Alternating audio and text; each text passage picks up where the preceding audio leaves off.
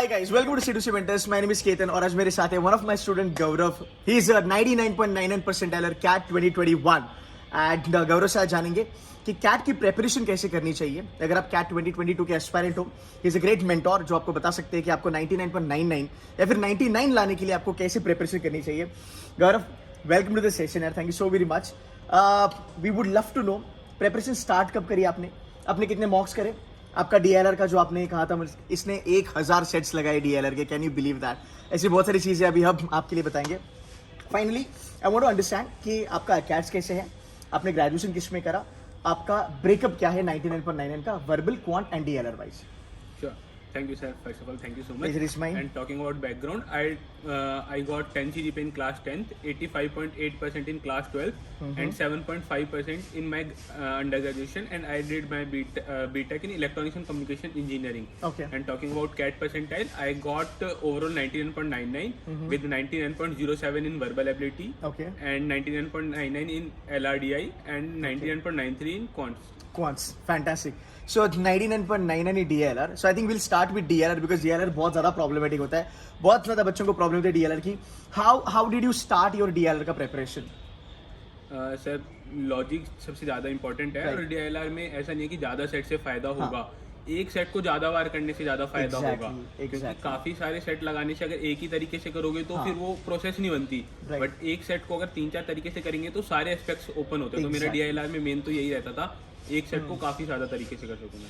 Perfect यार. देखो ये जो चीज़ है ना, ये 99 परसेंटाइल्स भी करते हैं. और अगर आप मान लो 80-90 परसेंटाइल में भी अगर आप रहे हो पिछली बारी, आप ये चीज़ याद रखना because this is the golden rule of DLR कि आप कितने सेट्स लगाते हो वो ज़रूरी नहीं है. ज़रूरी ये है कि आप एक सेट को कितने अच्छे से करते हो, कितना डेप्थ में जाते हो. गौरव, विल यू अग्री अगर मैं कहूँ कि आपको ज़्यादा विड्थ पे ध्यान नहीं देना है पर डेप्थ पे ध्यान देना है? Definitely depth is more important. Because यार लास्ट ईयर हमने C2C में राउंड अबाउट 540 सेट्स करवाए DLR के. बट ऐसा नहीं है कि हर एक बच्चा 99.99 बनाए बिकॉज कुछ बच्चों ने उसको बहुत डेप्थ में करा, कुछ बच्चों ने बहुत ज़्यादा विड्थ करा. बाय द वे, जो DLR का जो एक पैटर्न होता है जहाँ पे हम कहते हैं गेम्स एंड टोन आएगा, अरेंजमेंट्स आएगा, स्केड्यूलिंग आएगा, सेट थ्योरी आएगा, ये 7-8 टॉपिक्स है ना, बहुत जाने माने हैं. डू यू रेकमेंड बच्चों को कि यार एटलीस्ट इतना तो आप करो, आपके 2 से 3 सेट तो निकल ही जाएंगे? सर अगर कुछ पैटर्न लास्ट ईयर को देखें तो बहुत ज्यादा चेंज हो रहा है. मतलब सेट कन्वेंशनल तो नहीं आ रहे, राइट. बट मेन है कि ये 7-8 टॉपिक करेंगे तभी तो और सेट होंगे. अगर गेम्स एंड टूर्नामेंट का बेसिक वाला नहीं करेंगे तो कैसे और रहेगा? परफेक्ट. सो 99.99 DLR, ठीक है, fine. Now the next thing is quants. अच्छा, इंजीनियर हो आप, क्वांट्स में तुम्हें अनड्यू एडवांटेज था या क्वांट्स में कुछ अलग से प्रिपरेशन किया? क्वांट्स के लिए मतलब मेनली जो कैट का क्वांट है वो 10th तक ही है और वहां तक सबने पढ़ा. ये सुन लो, ये 10th तक का ही क्वांट्स है. लोग ना, बहुत बच्चे ना कुछ ये देते हैं कि एक्सक्यूज देते हैं कि नहीं यार 11th-12th में कुछ बच्चों को मैथ्स था.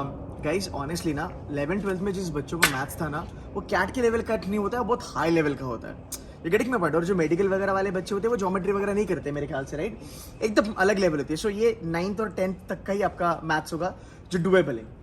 सर 11th-12th में शायद ज्योमेट्री है भी नहीं. और कई लोग इंजीनियरिंग मैथ्स भी बोलते हैं, तो इंजीनियरिंग मैथ्स का कोई हेल्प नहीं होता. मतलब वहाँ पे सीरीज वगैरह में पढ़ा रहे हैं, टेलर या मैक्लेरन सीरीज, उसका कोई मतलब नहीं है.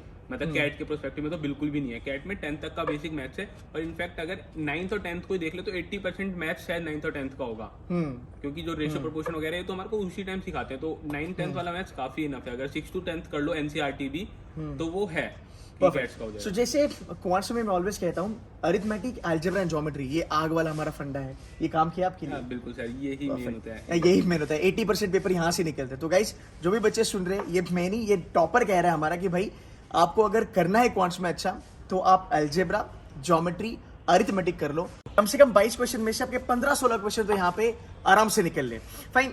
So that's about quants for you. अच्छा, अब हम बात करेंगे तुम्हारे वर्बल के बारे में. 99.07 इसका लोवेस्ट 99.07 है यार. थोड़ा वर्बल के बारे में बताओ. रीडिंग कॉम्प्रिहेंशन अलग से है और वर्बल एबिलिटी अलग से है, जो मेरा फंडा था. How did you prepare for that? Sir पहले तो वर्बल एबिलिटी मेरा शुरुआत से वीक रहा है. और बट मेरे को सबसे पहले मैं आरसी पे ज्यादा फोकस करता था, वर्बल को छोड़ देता था क्योंकि मेरे को लगता था वर्बल मेरे लिए नहीं है, अनडुएबल है. बट सर की स्ट्रेटेजी थी जैसे कि वर्बल को ज्यादा इंपॉर्टेंस देनी चाहिए, एटलीस्ट इक्वल तो दो. तो मैंने वर्बल को टाइम अलॉट करना शुरू करा और सर की स्ट्रेटेजी बहुत अच्छी है वर्बल के लिए, तो उससे सॉल्व होते क्वेश्चन. और मेरे वर्बल का काफी ज्यादा था, मतलब मेरा VRC का स्कोर काफी बूस्ट करा वर्बल ने. परफेक्ट. तुम्हारा 2020 में क्या था वर्बल का score? It was I guess 12 marks, 53 percentile या 54 परसेंटाइल। 54 परसेंटाइल से ही jump to 99.07, right? So guys ये ना आपको थोड़ा स्ट्रैटेजी वाला भी पार्ट देखना पड़ेगा, पूरी इसकी मेहनत है। मेहनत से याद आया, how many hours you studied for CAT? I mean started with April, May, June, July, कितने घंटे पढ़ाई करी आपने? सर मैं 8 से ज़्यादा अपना टारगेट फिक्स कर रखता था कि मतलब अगर मेरे को मॉक एनालिसिस करना है तो ये नहीं होता था कि 2 घंटे हो गए और मैं बंद कर दूंगा। अगर मेरे को और जरूरत है तो मैं और करूंगा, और अगर पहले खत्म हो गया तो पहले, मतलब टास्क बेस्ड रहता था मेरा। एग्जैक्टली यार, एक्चुअली ना मैंने कल रात एक वीडियो डाली थी यूट्यूब पे, मैंने प्रीमियर करी थी गौरव, उसमें मैंने बताया था बच्चों को कि टाइम मैनेजमेंट कैसे करते हैं, और वहाँ पे मैंने यही कहा था कि आप घंटों में मत चलो, आप टास्क पे चलो। अगर आप टास्क का ख्याल रखते हो आपका पढ़ाई होना ही होना है। Fine, so when you talk about 40 मॉक्स आपने दिए थे, आपने उसको हर एक मॉक को एनालाइज करा था या फिर जो अच्छी गई, बिकॉज वैसे हम मॉक एनालिसिस करते हैं बाय द वे, जो अच्छी मॉक जाती है उसको ज़्यादा एनालाइज कर लिया, जो बुरी गई उसको एनालाइज नहीं करते हैं। What was your strategy? नहीं सर, मैं सबको करता था उल्टा, बुरो को मेरे ख्याल से ज़्यादा करना चाहिए, और मैं बुरो पे ज़्यादा टाइम स्पेंड भी करता था। और एनालिसिस के टाइम होता था मेरा, अगर 2 घंटे का मॉक है तो एनालिसिस में मेरे को 2 से ज़्यादा लगते थे, जबकि मैं 60% तो पेपर सॉल्व कर लेता था, क्योंकि मैं सॉल्व वालों को भी दोबारा करता ही था। LRDI का अगर मैंने एक सेट सॉल्व कर लिया, हो भी गया, फिर भी मैं उसे एक बार तो सॉल्व और करूंगा, कोई और तरीका मिलता है। सेम विद कॉन्ट्स के अंदर भी सेम क्वेश्चन को और करना, उसके अंदर देखना कि और कुछ हो सकता है वगैरह। तो एनालिसिस में काफी अच्छा टाइम जाता था और डीप एनालिसिस होता था मेरा। Okay, by the way I will tell you also one more thing, Gaurav is also with us, इसका अभी कॉल्स आने, how many IIM calls you have? 99 calls he has, okay? So he'll be with us for some time, जब तक इसका college चालू नहीं होता है, और कॉलेज के बाद भी हमारे साथ काम करने वाला है ये, definitely he is going to be mentoring you. By the way Gaurav, उस दिन हम बात कर रहे थे कि हमारा ना एक क्वेश्चन है जो हम ट्राई कर रहे हैं सॉल्व करने का। बच्चों की ना दिक्कत होती है कि सर, बच्चे ऑलवेज कहते हैं कि सर जब हम कोई भी क्वेश्चन देखते हैं ना, हमें लगता है कि यार हर एक क्वेश्चन नया है, कॉन्ट्स हो गया, DLR हो गया, हर एक क्वेश्चन नया लगता है, और वहां पे हम डीमोटिवेट हो जाते हैं। गौरव, तुमने कैसे करा था? लाइक ये प्रॉब्लम आपको हुई थी? Like how did you tackle this? Sir DLR में फिर भी होता है कि काफी क्वेश्चंस नए आते हैं, बट बेस और कोर कॉन्सेप्ट तो सबका सेम ही है। एग्जैक्टली। बट कॉन्ट्स में तो ये वाली चीज होनी नहीं चाहिए, क्योंकि काफी हद तक ये होता है अगर 4 वेरिएबल का क्वेश्चन है, 3 दे रखे तो 4th ही निकालना है। Perfect. तो एक ही मिसिंग होगा या 2 मिसिंग होंगे तो निकलने का तरीका होगा। तो कॉन्ट्स में तो क्लासिफिकेशन काफी हद तक पॉसिबल है। क्लासिफिकेशन काफी हद तक पॉसिबल है, ठीक है। Guys, those who are scared of quants ना, ये चीज आपको जानना बहुत जरूरी है। Gaurav, do you believe, because मैंने बहुत बारी वीडियोस में भी ये कहा है, बहुत बारी मैंने सेशंस में भी ये कहा है कि आप जब क्वांट्स को अप्रोच करते हो, आपको थोड़ा डिटेल्ड मैनर में करना है, आपको कंसेप्ट जाननी है, आपको बेसिक जानना है, आपको उसको डेप्थ में पढ़ना है, और उसको क्लासीफाई करना है कि यार अगर मैं प्रॉफिट एंड लॉस कर रहा हूँ, फिर अगर मैं लॉग कर रहा हूँ, मैं जानना चाहता हूँ एज अ स्टूडेंट कि इसमें क्या क्या टाइप के क्वेश्चंस आते हैं, और फिर उस टाइप के क्वेश्चन में ज्यादा लगाऊंगा ताकि मेरी मास्टरी हो। डू यू रेकमेंड ऐसे पढ़ाई करना? हाँ सर, बिल्कुल ऐसे ही। और इनफैक्ट अगर जैसे आपने भी एग्जांपल दिया, उसमें अगर लॉग्स की बात करें तो डेफिनेटली है। लॉग्स में तो बहुत कम फॉर्मूलेज हैं जिनके अंदर ही क्वेश्चन आएगा, काफी रिपीटेड फॉर्म होती है, तो काफी ज्यादा इंपॉर्टेंट होता है ऐसे क्लासिफिकेशन करने में, और हेल्प भी काफी होती है उससे। परफेक्ट। गौरव, और एक क्वेश्चन मैं आपको पूछना चाहूंगा, बिकॉज हम ना 10th 12th और ग्रेजुएशन का जो फंडा है वो पढ़ाई का हम आगे लेके चलते हैं कैट के लिए भी, जो मेरी नजर में गलत है, बिकॉज हम बहुत ज्यादा सिलेबस ओरिएंटेड हो जाते हैं। सो पहला क्वेश्चन ये है कि तुझे लगता है गौरव कि हमें सिलेबस 100% कवर करना जरूरी है अगर 99 क्रॉस करना हो तो?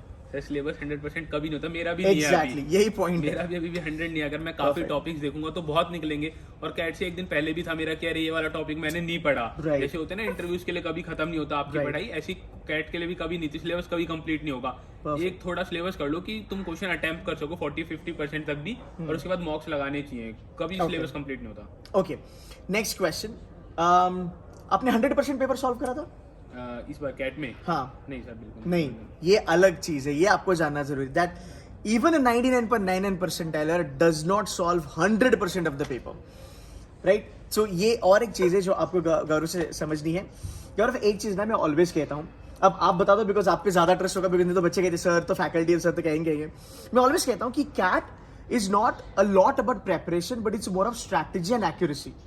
कितना सहमत हो आप इस बात पे? नहीं, काफी ज्यादा स्ट्रेटेजी बहुत ज्यादा जरूरी है, और उसमें स्ट्रेटेजी में मेन है अजाइल होना, कि अगर एक स्ट्रेटेजी काम नहीं कर रही तो उसे स्विच करना है, एक को पकड़ के भी नहीं बैठना। Right. मतलब मैं काफी बार पहले भी हमारी बात हुई तो मैंने बोले वाली चीज कि वर्बल या फिर कौन सा LRD इंपॉर्टेंट है, स्ट्रेटेजी वगैरह ज्यादा इंपॉर्टेंट है कि तुम कितना उसको अच्छे से उसको वहीं तक रहने देते हो।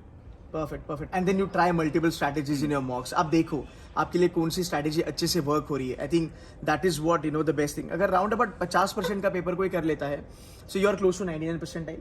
50% पेपर अगर करते हैं और अच्छी एक्यूरेसी से करते हैं, अच्छी 80-85% एक्यूरेसी से, तो आराम से. अच्छा, last question for the day, Gaurav. How do you maintain accuracy? सबसे पहले एक्यूरेसी के लिए sir I used to do कि मैं बेफालतू में क्वेश्चन अटेम्प्ट नहीं करता था.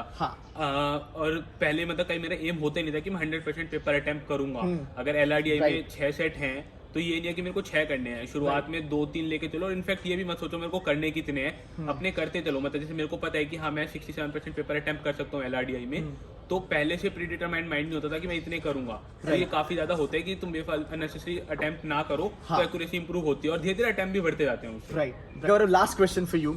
C2C में मैंने बहुत सारे बच्चों को कहा था, लेक्चर्स में भी मैं कहता हूँ, मैं यूट्यूब वीडियोस पे भी कहता हूँ, कैट का क्रैक करने का फंडा है, you should know accuracy very well, level of difficulty very well, आपको स्ट्रैटेजी अच्छे से आनी चाहिए. इन दी एंड प्रैक्टिस प्रैक्टिस प्रैक्टिस. तो आप ये 3-4 फंडामेंटल देखो, इसके ऊपर काम करो और प्रैक्टिस करो, आपका कैट निकल जाएगा for sure.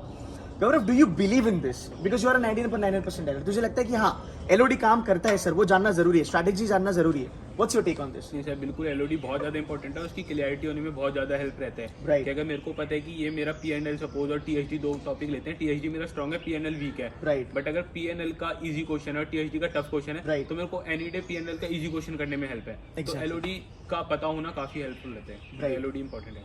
So guys, to be very honest, to sum everything, it's all your hard work. But आप मेहनत करो, but आप strategy रख के करो, and then you should be fine. Gaurav, before starting CAT preparation, आपने एम करा था क्या कि मेरे को 99.99 ही चाहिए, मेरे को IIM अहमदाबाद, बैंगलोर, कैलकाटा ही चाहिए? आपका क्या माइंडसेट था? बिकॉज अभी अप्रैल महीना है, अब मई महीना है, आप कुछ भी बोल सकते. आई डोंट नो आप कब ये वीडियो देखोगे, आपको क्या लगता है क्या एक माइंडसेट होना चाहिए बच्चों का?